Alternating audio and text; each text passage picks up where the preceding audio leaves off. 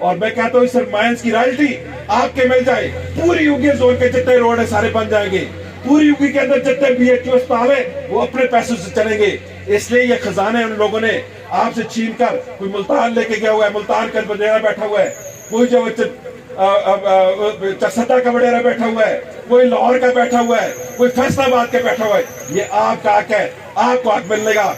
अभी आप एबटाबाद जो आपका डिविजनल हेडक्वार्टर अस्पताल में इनका आपको कारनामा बताऊं, ये खासकर PTI वालों का जो अपने आप को बड़े मोमन और फरिश्ते कहते हैं, इन जितना बड़ा चोर पाकिस्तान में कोई नहीं है। कि एबटाबाद न्यू मेडिकल कम्प्लेक्स में एक MRI मशीन होती है जिसकी कीमत 38 करोड़ रुपए थी, पूरी की पूरी मशीन अजम कर गए। इमरान खान साहब ने क्या कहा था, अब जो बड़ा मजलूम बना बैठा हुआ है, हमारी कौम भी बड़ी सादी है, इसने कहा था कि मैं तो आऊंगा तो मैं 1 करोड़ नौजवानों को रोजगार दूंगा। आपके उगी वालों को मेरे ख्याल लाख बंदा भर्ती हो गया, उसी करोड़ों में जो लाख ऐसा बढ़ता है ना, अपने इलाके में बाहर से आकर लोग पैसा कमा रहे हैं और आप लोग दर दर की ठोकरें खाते। क्यों? चोरों से जान छुड़ाओ, चाहे वो PTI का चोर हो, चाहे मुस्लिम लीग नूर का चोर हो। चोर आपकी मशीनें भी खा गए, चोर लेबोरेटरी का सामान भी खा गए, चोर CT स्कैन मशीनें भी खा गए, और बड़े बड़े बड़े मोमन बड़े बैठे हुए। कभी एक खान जीतता है, कभी दूसरा खान जीतता है, कभी तीसरी पार्टी जीतती है, सारे जुड़ के बिकते भी आने। लेकिन मुझे अफसोस है कि एक रोड नहीं बना सके। और पहले कह रहे थे कि अमरीकियों ने मैं हुकूमत से निकाल दिया, अब उनके पांव पड़ रहे कि हमें जेल से निकालो। मैं कराची जाता हूं तो मैं जिस कराची के जगह पे जाता हूं, मुझे उगी का बंदा मिलता है। कोई रिक्शा चला रहा होता है, कोई टैक्सी चला रहा होता है, कोई ऑटो पे काम कर रहा होता है, कहता है या तो मैं काला डका के हूं या मैं उगी का हूं। मैं सबसे पहले तो जमात इस्लामी के जो नए जिम्मेदारान जिन्होंने आपके सामने एक अल्लाह से ऐद बांधा कि हम अपनी इस बकिया मुद्दत के अंदर इस्लाम के गलबे के लिए, इस्लामी निजामी हुकूमत के क़याम के लिए जदोजहद करेंगे, तो मैं उनके लिए दुआ करता हूं कि अल्लाह ताला उनको इस ऐद को निभाने की तौफीक अता फरमाए। और ये ऐद निभाना आपको पता है कि अल्लाह के नबी ने फरमाया ला दीन लिमन ला अहद लहू। ये खास साथी जिन्होंने ऐद निभाया और हमारे अरकान जमात जो उनके लिए है कि उसका कोई दीन नहीं जिसका ऐद नहीं। इसलिए आपने यह लफ्ज़ भी पढ़ा है कि हम अपने जात और जाती फायदों पर जमात के काम को और उसके मुफादात को तरजीह देंगे। तो मुझे उम्मीद है कि आप इस ऐद को निभाएंगे, अपनी पहली प्रायोरिटी जमात इस्लामी को रखेंगे, जमात इस्लामी के पैगाम को इस पूरे उगी जोन के घर घर तक पहुंचाएंगे। यह आपका फर्ज है। और अल्लाह के नबी का यह भी फरमान है कि जिसको कोई जिम्मेदारी दी गई हो और उसने वो जिम्मेदारी सही तरीके से अदा न की, यानी अपनी इस्तिताअत के मुताबिक अदा न की, तो कल क़यामत के दिन उल्टे मुंह से जन्नत में डाला जाएगा। इसलिए जमात इस्लामी के लोगों को जब कोई जिम्मेदारी मिलती है तो वो भागते हैं, रोते, जिम्मेदारी नहीं लेते।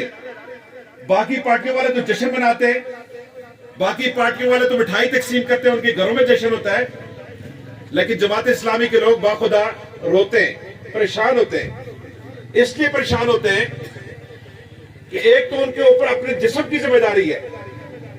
कल क़यामत के दिन आप में से हर बंदे को उसकी जाती अपनी जो उसका 6 फुट का कद है उससे पूछो, उसके बारे में पूछा जाएगा। फिर उसके बाद आपके अहल और याल के बारे में आपसे पूछा जाएगा। तुम में से हर एक कराई है, और उसके से रैयत के बारे में पूछा जाएगा कि आपके जो खानदान के लोग हैं ज़रिया सुरे, उनको आपने अल्लाह के साथ जोड़ा कि या नहीं जोड़ा, उनसे वो दीन की सरबलंदी के लिए काम लिया या नहीं लिया। और फिर जो इलाके के सरबराह है, चाहे वो जमात इस्लामी की पार्टी के सरबराह हो, चाहे वो कोई काउंसलर है, चाहे वो कोई चेयरमैन है, चाहे वो कोई MP है या कोई MNA है, वो सारे अपने अपने इलाके के जिम्मेदार हैं। उनसे उनकी रैयत के बारे में, उनसे ज़ेर असर रहने वाले लोगों के बारे में पूछा जाएगा। लेकिन बदकिस्मती ये है कि हम तो इन चीजों को ओहदे समझते हैं। मैं जी PTI का सदर हाँ, मैं जी मुस्लिम लीग का सदर हाँ, मैं जी नाज़िम हाँ, मैं चेयरमैन हाँ, मैं काउंसलर हाँ, मैं MP MNA हाँ। कितने MP और MNA आए थे इस दुनिया में, चले गए। कितने कड़े बड़े बड़े बादशाह आए दुनिया से चले गए, आज कब्र में हिसाब दे रहे होंगे। इसलिए मेरे दोस्तों, मेरे भाइयों, बाखुदा जमात इस्लामी ये साथ दिलाती है कि आपकी ये जिम्मेदारी है, कल क़यामत के दिन आपसे पूछा जाएगा। अगर आप काउंसलर हैं, आप एमएन हैं, आप एमपी हैं, ये कोई दुनिया के लिए तो यह कि फूलों की सेज है, हमारे लिए कांटों की सेज है। ये कांटों पे चलना होता है। और मैं अक्सर सुनाता हूं, जरा तवज्जो से सुने, मुझे पता है आप तकरीर कर करके सुन के थक गए कि हज़रत अबू बकर सिद्दीक रज़ी अल्लाह ताला अन्हु को जब खलीफा बनाया गया, तो जब इस तरह पहला खिताब कर रहे थे,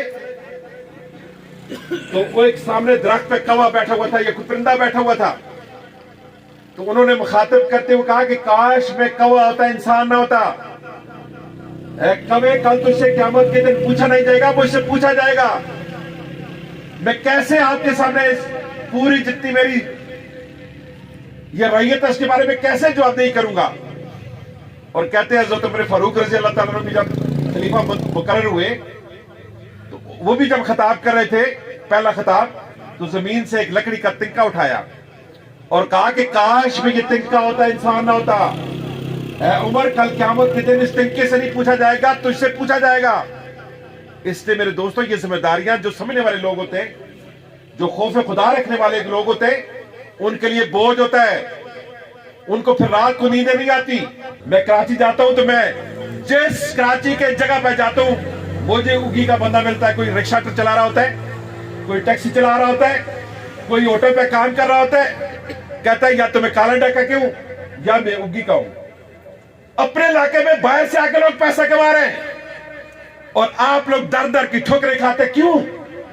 इसलिए मेरे दोस्तों, कि इन खजानों के ऊपर जिन लोगों को बिठाए हुए, यानी मैं अभी बंसेरा से उगी से इस तरफ आया, मैं खालिद साहब आखा गड्डी जरा उससे ड्राइवर आकर स्लो चलाई, ये ऊपर आते बाहर आ रही थी। ये उगी जैसा शहर जो पाकिस्तान में जिसका बड़ा नाम है और सारी पार्टियों की हुकूमत रही है।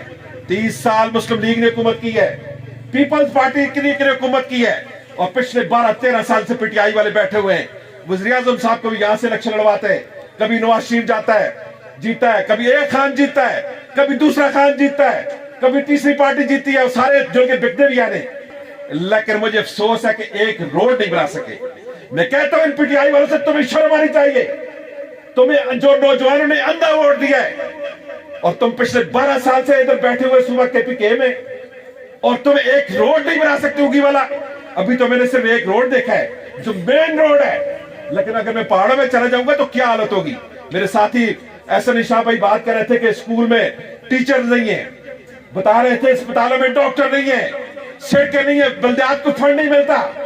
और क्या कहते थे इमरान खान साहब ने, क्या कहा था, अब जो बड़ा मजलूम बना बैठे हुए, हमारी कौम भी बड़ी सादी है।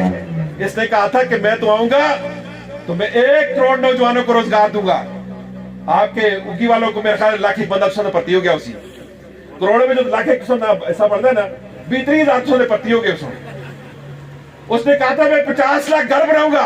असम टबाद वाले तो कुछ नहीं मिला, तो उगी वाले तो मेरे ख्याल 200-400 कार बढ़ गए, उसमें मिल गए। सुनो क्यों नहीं चाहता कोई मिले?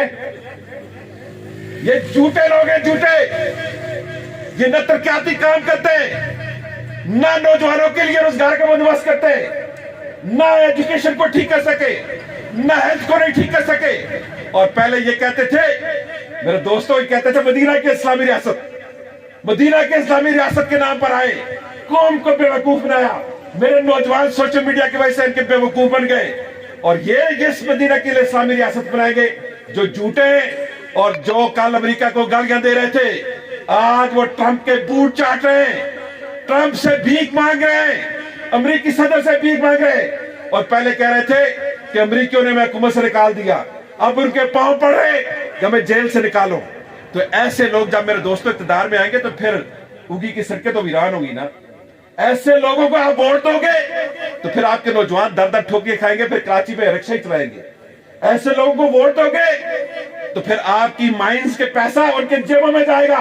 मैं ये कहना चाहता हूं मेरे दोस्तों की वालों, ये आप सोने के खजानों के अंदर बैठे हुए हैं, आपके ऊपर चोर मुसल्लत है, इसलिए इन चोरों से जान छुड़ाओ। चाहे वो पीटीआई का चोर हो, चाहे मुस्लिम लीग नून का चोर हो, चाहे पीटीआई का चोर या कोई भी चोर हो, इन लोगों को आपने देख नहीं लिया।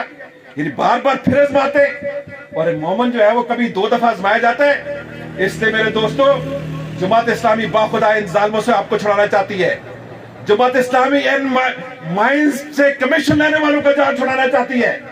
जमात इस्लामी आपके इन चोरों से आपको छुड़वाना चाहती है, और इक़्तिदार इस जैसे गरीब लोगों के वाले करना चाहती है जो आपके हर वक्त आपके पास बैठे होते हैं, जो आपके दुख दर्द को समझते हैं, जो आपकी इमानतों की हिफाजत करते हैं, जो आपके लिए लड़ते हैं, जो अल्लाह का खौफ रखते हैं।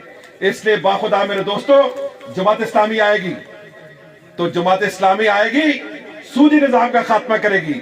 जमात इस्लामी आएगी तो आपके बच्चों के लिए तालीम मुफ्त होगी। हम अपने बाप के पैसे नहीं देंगे। खजाना है पाकिस्तान में, बहुत पैसा है, लेकिन पैसा सिर्फ लूटने, ये पैसा लूट के इंग्लैंड चले जाते हैं, पैसा लूट के दुबई चले जाते हैं, पैसा लूट के इंग्लैंड चले जाते हैं, जापान चले जाते हैं, बाहर जाके करते हैं।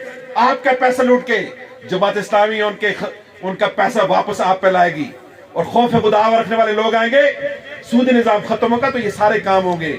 इसलिए मेरे दोस्तों, मैं आपसे कहता हूं कि किसी चीज की कमी नहीं। अभी आप अक्टूबर जो आपका डिविजनल हेडक्वार्टर अस्पताल में इनका आपको कारनामा बताऊं, ये खासकर पीटीआई वालों का, जो अपने आप को बड़े मोमन और फरिश्ते कहते हैं, इन जितना बड़ा चोर पाकिस्तान में कोई नहीं है। कि अक्टूबर यू मेडिकल कम्प्लेक्स में एक MRI मशीन होती है जिसकी कीमत 38 करोड़ रुपए थी, पूरी की पूरी मशीन अजम कर गए, और पुरानी मशीन में नया पुर्जा डाल के, और जो नई असल मशीन थी उसको बाहर जाके बेच के खा गए, और पैसा अपने जेब में डाल दिया। ये तो सिर्फ मैं एक मशीन की बात कर रहा हूं। CT स्कैन मशीन वहां पर खराब पड़ी हुई है। ज़ाहिर उगी वाले भी कहां जाते हैं जब बड़ा मसला होता है, जब आपके मरीज कहां जाते हैं, तो CT स्कैन तो सदा मुफ्त है, कोई MRI मशीन में तो टेस्ट मुफ्त है। इसलिए कि चोर बैठे हुए, चोर आपकी मशीनें भी खा गए, चोर लेबोरेटरी का सामान भी खा गए, चोर CT स्कैन मशीनें भी खा गए, और बड़े बड़े बड़े मोमन बड़े बैठे हुए। इसलिए ये जो इनके चेहरे से हम पर्दा उठाना चाहते हैं, और आप भी पर्दा उठाएं कि बाखुदा ये झूठे लोग हैं, झूठी रियासत मदीना का नारा उन्होंने लगाया है। इनमें और उनमें कोई फर्क नहीं है। एक भाई पीटीआई में, एक भाई मुस्लिम लीग नून में, एक पीपल्स पार्टी में।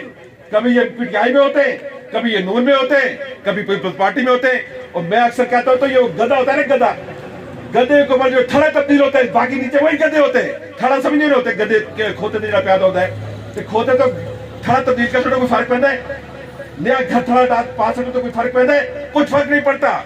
इसलिए इन गद्दों से जान छुड़ाओ मेरे दोस्तों, और इन गद्दों से जान छुड़ाने का एक इलाज है, जमात इस्लामी का साथ दो। इंशाल्लाह जमात इस्लामी आएगी। सही इस महीने में उमर फारूक रज़ी अल्लाह ताला की जिस तरह उन्होंने रियासत कायम की थी कि दरिया फरात के किनारे कोई कुत्ता भूखा प्यासा रहेगा, उसको भी कभी एहसास होगा। ये जमात इस्लामी को एहसास रखने वाली जमात है, जो दर्द रखने वाली जमात है। इसलिए मेरे दोस्तों, उगी वालों, आप बड़े गैरतमंद हो। आपने पहले भी जमात इस्लामी का साथ दिया है, आपने मौलाना अब्दुल मालिक साहब का साथ दिया था, आपने हमारे बलदियाती नुमाइंदों का साथ दिया था। और मैं पूछता हूँ, नहीं हाफिज यूनुस साहब बैठे हुए, खालिद साहब बैठे हुए, यहाँ के हमारे काउंसलर बैठे हुए, कभी अल्लाह का शुक्र है मैं चैलेंज कर सकता हूँ कि इनकी शख्सियत पर कोई उंगली नहीं उठा सकता। ऐसे ही हमारी कौमी क़यादत है, और ऐसी कौमी क़यादत जो आपके मुस्तकबिल में बच्चों के भी ख्याल रखती है। हुकूमत में नहीं है। हाफिज नईम उर्मान आया है, जमात का अमीर बना है, उसके पास हुकूमत नहीं है। उसने कहा है कि मैं 10 लाख नौजवानों को ट्रेन करूंगा, IT की हुकूमत, IT की ट्रेनिंग दूंगा आसिफ भाई, कि ऐसे नौजवान तैयार करूंगा कि अगर उनको नौकरी नहीं भी मिलती, ऐसी ट्रेनिंग करेंगे 3 महीने बाद वो अपने बच्चों को भी, अपने माँ बाप को भी, और खुद भी पांव पे खड़े होंगे। ये होता है लीडर जो कौम के बच्चों में बारे में सोचता है। इसलिए मैं आपसे दरखास्त करता हूँ, जमात इस्लामी का साथ दे। जमात इस्लामी क्या कहती है, दरस कुरान हो तो दरस कुरान में आए। जमात इस्लामी कहता है कि शब्बेदारी हो तो शब्बेदारी में आए। जमात इस्लामी ये कहती है कोई महंगाई के खिलाफ जलसा हो तो उसके लिए निकले बाहर। जमात इस्लामी ये कहती है कि नेक और जानदार लोगों का साथ दे। मुझे उम्मीद है कि उगी वाले इन चोरों से जान छुड़ाएंगे, इन माइंस माफिया से जान छुड़ाएंगे, और जमात इस्लामी की हुकूमत आएगी। मैं आपसे वादा करता हूँ, हमारा नुमाइंदा आसिफ भाई अगर उगी से जीत गया, ये माइन सारी कैंसिल करके उगी वालों के वाले करेंगे इंशाल्लाह। इंशाल्लाह समझेगा ना, तुसा के माइन से मुफ्त लाट सी करता इंशाल्लाह। और आपके लोग बच्चे यहाँ नौकरियां करेंगे, आपके बच्चों को यहाँ की रॉयल्टी मिलेगी, और मैं कहता हूँ सिर्फ माइंस की रॉयल्टी आपके मिल जाए, पूरी यूपी जोन के जितने रोड है सारे बन जाएंगे, पूरी यूपी के अंदर जितने BHU अस्पताल है वो अपने पैसों से चलेंगे। इसलिए ये खजाने उन लोगों ने आपसे छीन कर, कोई मुल्तान लेके गया हुआ है, मुल्तान का बडेरा बैठा हुआ है, कोई जो चरसदा का बडेरा बैठा हुआ है, कोई लाहौर का बैठा हुआ है, कोई फैसलाबाद का बैठा हुआ है। ये आपका हक है, आपको हक मिलेगा। ये जमात इस्लामी करेगी, वो जमीन आप जमात इस्लामी का साथ देंगे और मिलजुल कर इस पाकिस्तान में निज़ाम मुस्तफा लाएंगे। और निज़ाम मुस्तफा आएगा तो दुनिया में जन्नत बनेगी, आखिरत में जन्नत बनेगी। अल्लाह ताला में निज़ाम मुस्तफा के लिए जद्दोजहद करने की तौफीक अता फरमाए। वो आप अल्हम्दुलिल्लाह रब्बिल आलमीन। जज़ाकल्लाह जज़ाकल्लाह।